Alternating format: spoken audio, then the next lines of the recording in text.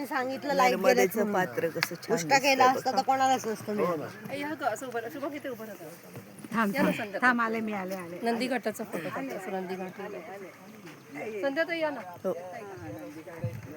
नर्मदेचा तीर दिसतोय, त्याच्या तीराने आम्ही चालत नर्मदा परिक्रमा करत आहोत.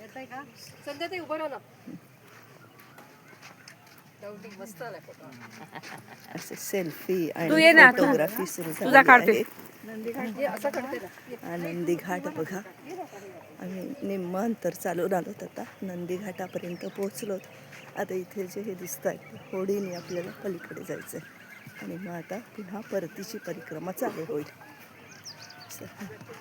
नर्मदेचा परिसर जो आहे तो इतका सुंदर आहे की संथ वाहत आहे.